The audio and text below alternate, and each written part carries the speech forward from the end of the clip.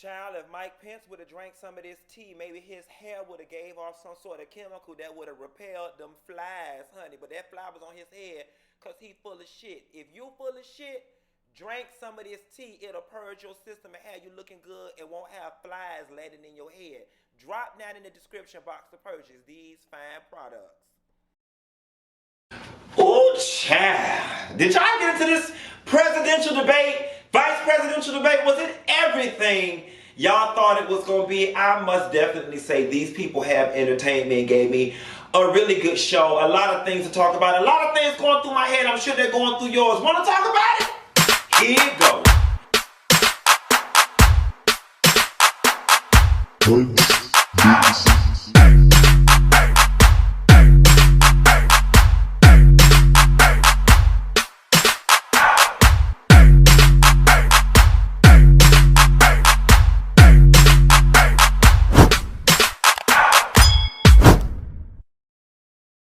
Now, so girl, you gotta excuse me, child. It's about 10:47. I'm looking real rough. I'm looking real unshaved or whatever. I just got through walking the dog.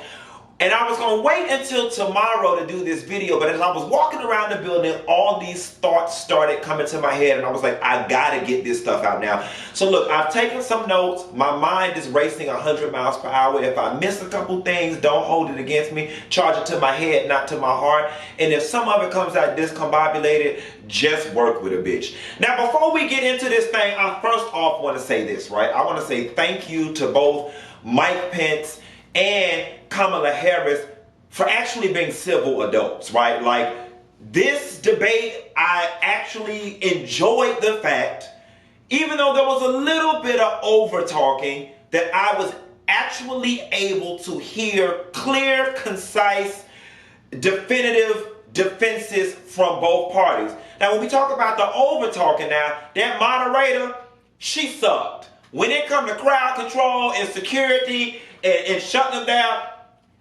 Mr. President, Mr. Vice President, Mr. Vice President, it was like, girl, she did that. Now, towards the end, Mama had done got tired of being not listened to, and she was like, look, Mr. Vice President, your party decided and agreed to these rules. I'm just here to enforce them. So when I say we got to move on for the best interest of time, but bitch, you should have did that from the damn beginning, Susan, okay? Now, I'm going to say this. Susan, I don't know about you. I don't know where you come from, but you was a smart woman. Because she was asking them damn questions, bitch. She was asking them clear, direct, like social cause questions that the people want to know. And both of their ass did a damn good job of not answering them. Okay, Mike Pence asked, let's start with him. He was the king of, I'm going to ask you this question, but I want to go back to whatever he was talking about. And the bitch spent his whole 2 minutes evading the whole damn question. Now, Kamala took his lead, because there was a couple times I'm looking at her, girl, like this was not even the question at hand. Case in point, when Susan asked them hoes about having a discussion with each respective president about their age, okay? Neither one of them hoes answered that question. The American people still want to know what the fuck y'all talked about in case either of them motherfuckers croak while they is in office. We want to know what the conversation was. See, my homegirl was in my living room, and I was like, why are they evading this question? And she made me realize if they answer the question, either of them, they'd be shedding light on the fact that both of them senile motherfuckers is too old to be running the damn country. Biden ass, I ain't even gonna talk about him bad because he my candidate. Yes, I'm biased, bitch. This is a Biden channel, okay? But Trump old ass damn near croaked this week, if we believe what the hell he had to say about the corona. But let's get into this debate, right? I want to bring up a very interesting preamble going into this, right? So this was an uphill battle for Mike Pence because Trump done sat in office for 4 years, said all kind of bombastic things, and then now Pence was put in a situation where he basically had to go out on the front lines and defend, you know, all this crazy stuff that Donald Trump has done. And he's like, shit, I ain't even do this damn shit. And my ass is the one that's got to find a way to have some semblance of maturity and realistic, speech and defend this crazy shit. And Kamala's only job, and she did a very good job, is just making Donald Trump look bad and building a case to tarnish his character and their reputation as an administration and as a party. And I think she did extremely well doing that. Now listen, Kamala Harris people, y'all gonna have to get Mama face under control. Cause baby, now why she didn't give me a full-on Aunt Viv hair roll, bitch, she was 2 eye blinks away. Okay, Mama was when Mike Pence was up there talking and he was full of shit, Mama had that give me a break look, okay? And let me tell you something, go off aka fish with the probate hair. That hair wasn't stiff wear. That hair was on point, baby. She had those swoop bang down there that I pledged 18 weeks hand to bite. Mama did that, but let's just drop down in these notes that I got here, and let's just talk about what was going on. When it comes to the coronavirus, I personally think Kamala did a very, very good job building her case in terms of he knew in January 28th, didn't tell y'all to then. He's proven on tape, not saying the truth. He knew that this virus was deadly. What would you do if you had the information early? What choice would you make for your children? I will say, I think Kamala did a very good job of bringing the argument home for the average working American. What would you, when it came to jobs, when it came to how many jobs that was lost, when it came to using the verbiage she used around frontline workers being sacrificial workers, that was a very good appeal that she made. Now I'm going to tell you something that kind of got under my skin. When Susan asked Mike Pence about the super spreader event that they had at the damn White House, he tap danced up, down, and all around that damn argument. And the rhetoric that he used is part of the reason why these goddamn white folks is going crazy in goddamn Starbucks thinking they damn rights being taken away about wearing masks. I am sorry, I'm not white. I'm going to need somebody white that's watching this video to please help me understand what is you guys' infatuation with my rights being taken away. You can't tell me what to do. You can't, it's my rights. I am free. I'm free. It's like y'all just want to be oppressed so bad. Y'all just want to be discriminated against and oppressed so bad. I'm curious to know from the anti-maskers, why does that strike such a chord with y'all that you're being mandated to do the smallest of things? Like, it's a very minute inconvenience that saves everybody. The science is there. So why are you so bothered? And the reason why I bring that up is because Mike Pence deflected when she asked, basically, do you think this was smart that y'all ass was gallivanting around the White House? Ain't nobody, very minimal people had masks on. And he deflected by saying, we got the information, and basically with the information, she asked him, did he think that they were good examples for what the American people should be doing?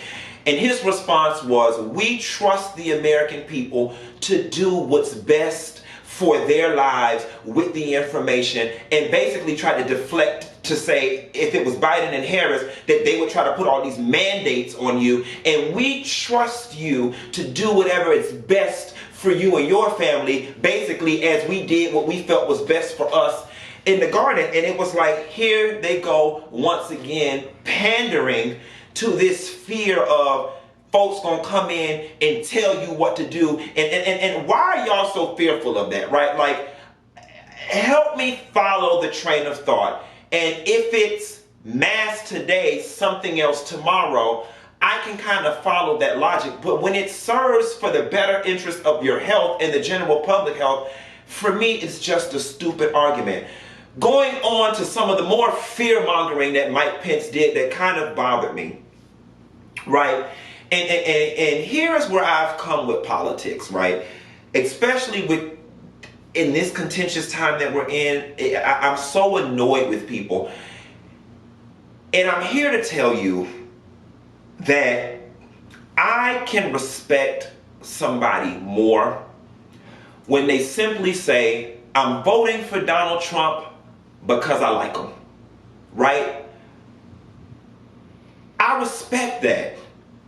What I can't respect is when the sky is blue and you're telling me it's red.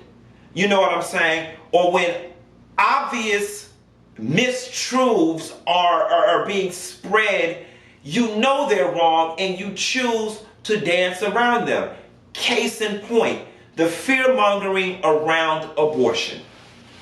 When they started talking about the new Supreme Court justice potentially getting in the seat, she's conservative, and that this may reverse Roe v. Wade and what it will do for Planned Parenthood, Mike Pence instantly appealed to the most radical of fears of the conservative folks with this no restriction on abortion and late-term abortions. Let me tell you something.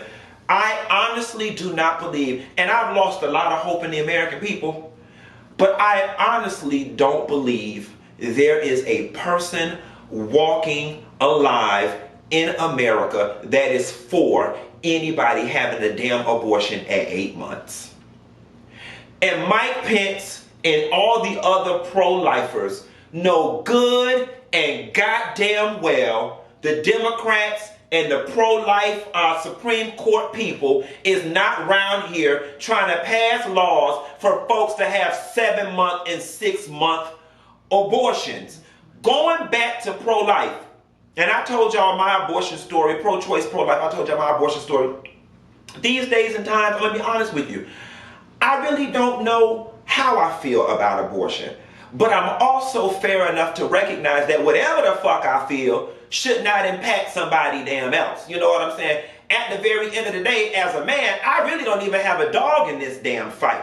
But I'm just not understanding, for my more conservative people, one of the things that we pride ourselves on in this country is freedom. Freedom of speech, freedom of this, freedom of religion, freedom of choice.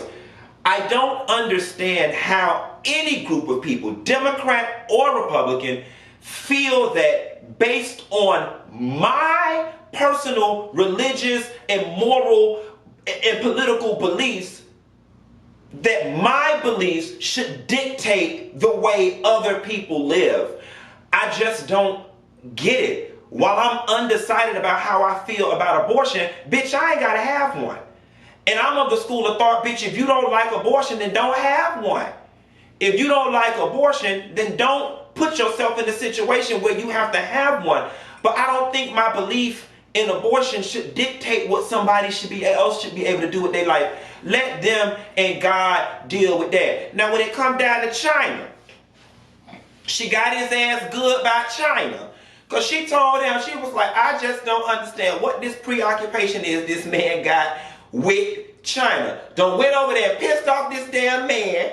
All he did was set his ass in office for 4 years and pissed off that damn man. And that man, and then, let me tell you, you know why we got the damn coronavirus? Because China ass sent it over here in the avocados, bitch. They sent it in the avocados and they sent it in the iPhones that they was being manufactured, and they sent it in the flat screen TVs because they was tired of that man fucking with them, okay? And they said they got something for our ass. They itchy gitchy yah all them goddamn packages and shipped that shit over here to us. That's why the hell we got 210,000 people dead, okay? Because that man was over there fucking with them people. But she brought up a very valuable point in terms of what it did to our economy in terms of this trade war, because folks was not acting the way he wanted them to act. She brought up another very valid point that I told y'all about in my Nene Leaks video earlier, that you get further in life being liked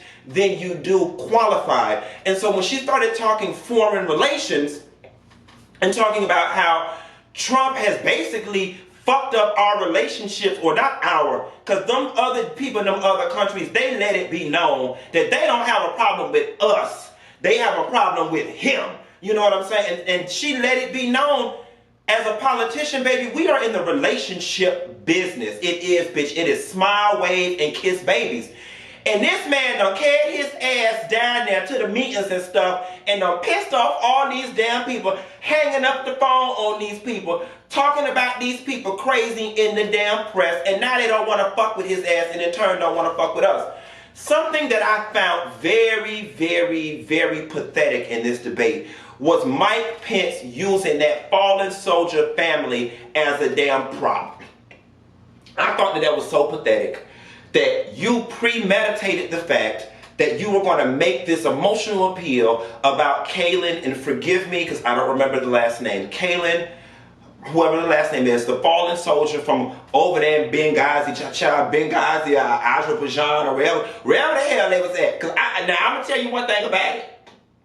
I know a lot of things, but when it comes to foreign policy, bitch, I don't really know much. I don't know what we was over there fighting, who we was over there fighting, and exactly who killed poor Kaylin. But Kaylin didn't deserve to die.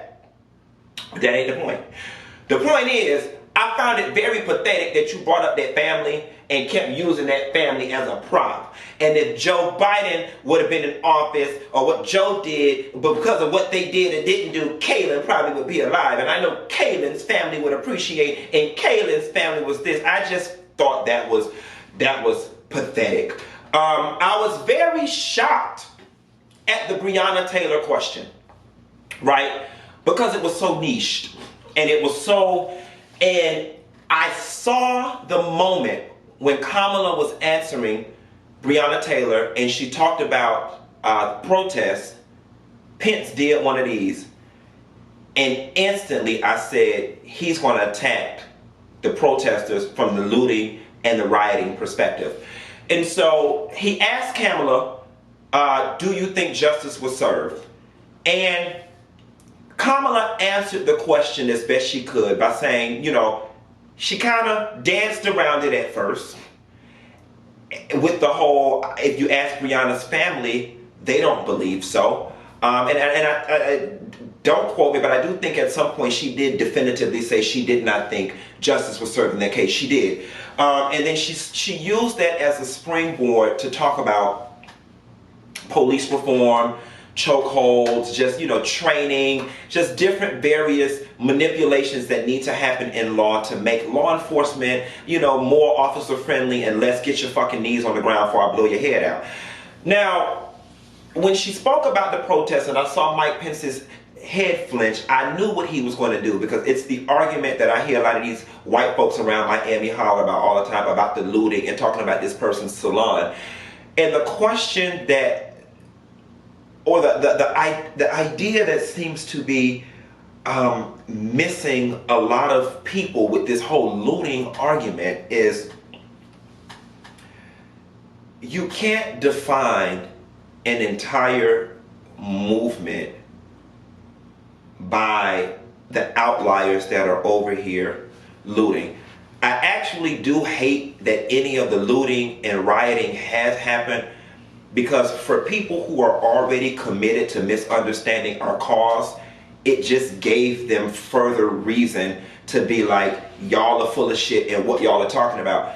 But the thing that baffles me the most with white people who are on board with this Black Lives Matter or terrorist looting narrative is the fact that y'all conveniently skip over why the people are out there rioting in the first place. Like, y'all are so upset about this property damage that you completely forego why the people are out there looting in the first place. Now, the thing that bothered me and more of this fear-mongering to their base is when Mike Pence said that because Biden and Harris seem to think that there's implicit bias amongst law enforcement, and they seem to think that there's systematic racism in this country. Now, here's where I want to stop, and going back to my earlier point about don't tell me the sky is red when I clearly see it's blue. I don't believe in my heart of hearts that there is a white person alive that honestly believes minorities in this country gets treated equally and as fairly in the same way they do. I don't believe that. I don't I believe that every white person walking this earth, walking the United States, walks these streets confidently knowing that they are preferred in this nation. I just don't believe, if I'm fully aware of my standing in life, you've got to be aware of yours. I don't believe it. I also don't believe that Mike Pence honestly believes that there is not systematic oppression in this country. Let's look at property taxes, for example. A school in a low-performing area, and a school in a low-income area, which tend to be black and minority areas, schools are funded by property taxes.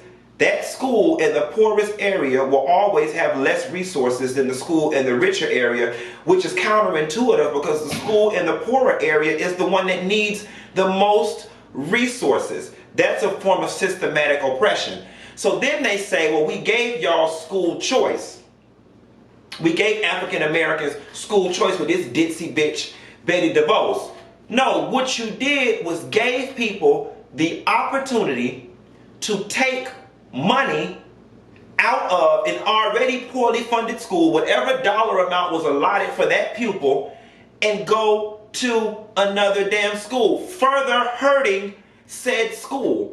That's just one example. Let's talk about sentencing laws for crack cocaine versus powdered cocaine. Let's talk about how we handle the crack epidemic versus how we're handling the opioid epidemic, when both are health crises, right? But now we got, bitch, if you want opioids, we won't arrest you. If you want heroin, walk into the police department with your needles and we're not going to arrest you. We're going to take you to treatment.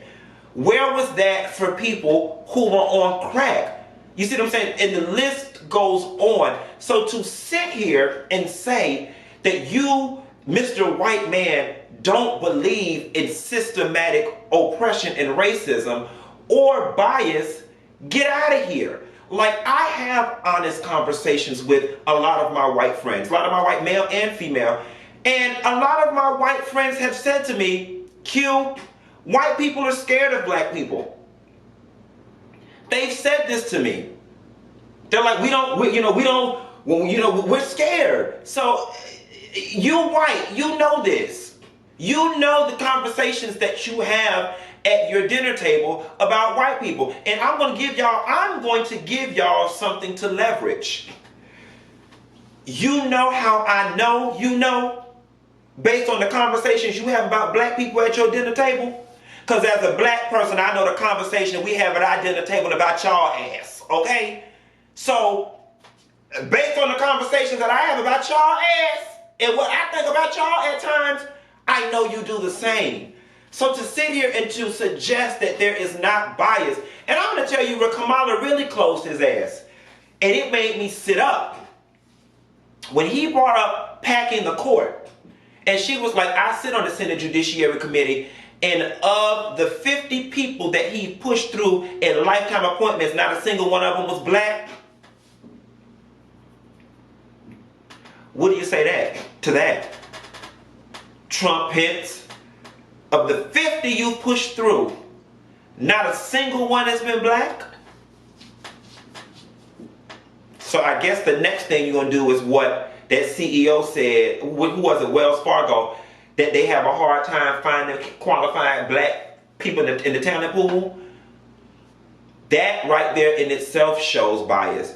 Like at appointment number 30, it never went through your head, this is looking kind of one-sided, it's looking kind of pale over here. There's just a lot that can be said. And because this debate was civil, I think that Kamala did a very, very good job painting the picture that she needed to paint of Donald Trump. And it's one of incompetence, one of racism, one of elitism.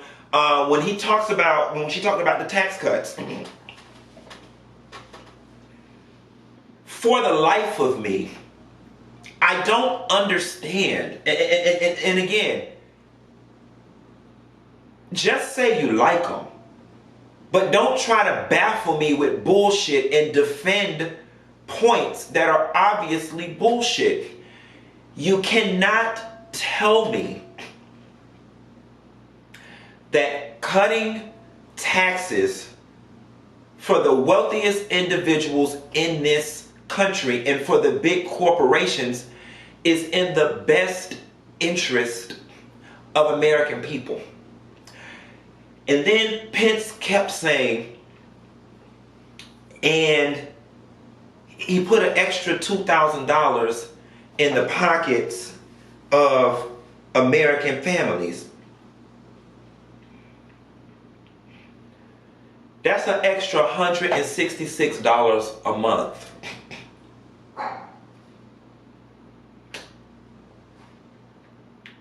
What the fuck is anybody supposed to do with an extra $166 a month? And I'm going to tell you something. And if $166 a month extra truly changes your life, then that's a testament to just how poor some people in this country are. $166, by the time you buy gas and a gallon of damn milk and some toilet tissue, that is gone. $166 is not lifting any family from step 1 to step 2. So this whole $2,000 additional in the extra American family, miss me with that. I just don't understand how anybody rationalizes tax cuts to the richest of the rich. Then Pence's defense of Trump and his taxes seem to be basically that Donald Trump shouldn't have to pay a shitload of personal taxes because through all his businesses and stuff, he's paid a shitload of damn taxes that way. So don't worry about what he did on the personal side. Just worry about all the taxes he's paid through his businesses. Ain't that some bullshit? So we just gonna make up the rules as we damn go. It was a very interesting debate, and I'm going to tell you something. In all honesty, I really do feel bad for Mike Pence. At some point, you could tell he was just sitting up there like, I can't wait for this shit to be over because this motherfucker left me out here, hung me out to dry, and now I'm standing up here having to defend all of his mess. It was very interesting, y'all, and the kicker of the night is when that fly flew on his damn head, and I'm here to tell y'all, that fly flew on his head because he was full of shit. Flies are attracted to shit. He didn't even feel that damn fly on that stiff ass hair because he know he full of shit and he used to flies swarming around him. Somebody dropped in one of my comments and said flies are a sign of evil. And not only did that fly stop by, that fly stood by. That fly stood by. That fly made a home in that quick weave. Yes, God, honey, that 27 shitty ass 27 piece.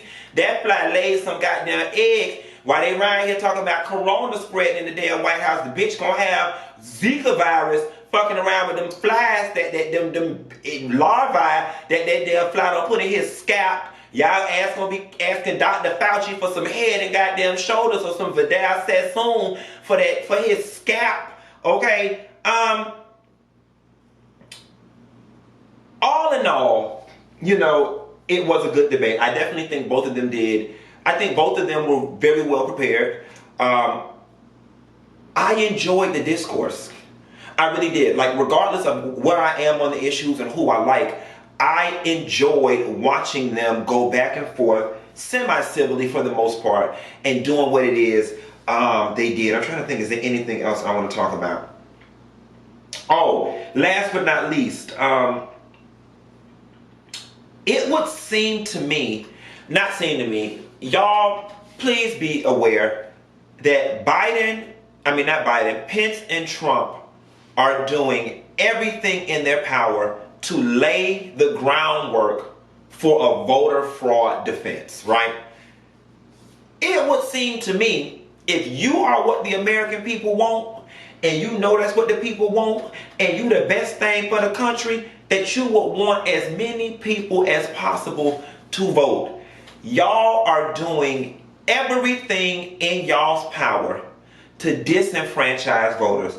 everything from shutting down post office resources, everything to reducing the number of polling places, and then you reduce them in the areas that tend to skew Democrat. You remove those polling places. No, bitch. If you got to shut down polling places, shut them down in the rich neighborhood, bitch. Shut them down in the areas where the people have 4, 5, and 6 cars, not the areas where the people, and then you say systematic oppression does not exist in this country. Well, what do you call that? When you take away polling places in the areas of the people who limited access to transportation, that feels very intentional. I can understand if you put all the polling places in a hat and it's luck of the draw. I can ride with that, even if the chips don't fall in my favor. I don't mind being on the shitty end of the stick if the stick is fair.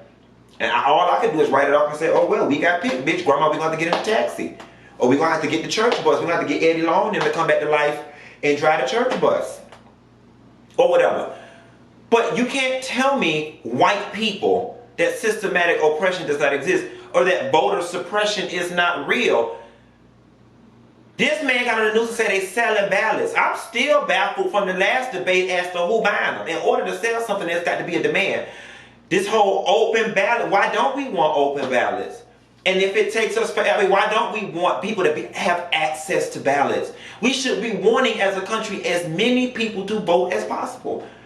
Even if we don't get the results of the election at night, and if it takes us 2 months to count, we as a country should want everybody to exercise their right to vote. And y'all seem to be hell-bent about it. Talking about they're trying to change laws and we should keep things the way they're. No, the fuck we should not.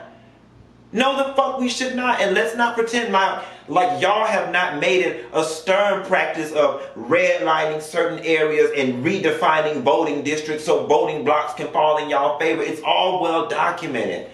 Like it's just funny when a group of people who have benefited from an unfair system now get nervous. Because deep down inside they realize that they do not have what it takes to compete on the open market, because all of your advantages in life have been ill-gotten. And now y'all are nervous because this infrastructure is slowly starting to come down and y'all don't know what y'all gonna do, and it makes y'all nervous. This is getting lengthy, y'all. That's all I got. Ain't got no more. Y'all, you should have dropped that in the comments and let me know what y'all think about these debates. But shout out to Senator Kamala Harris. You did the thing, sister. You made us proud. You know, and I will say this too. I'm actually pleased with Mike Pence's performance as well, and I commend him for at least conducting himself like a leader and like a politician and somebody who was trying to run this country should. He conducted himself the way people in power should, and for that I commend both of them. That's all I got, y'all. Y'all have a good night. Bye.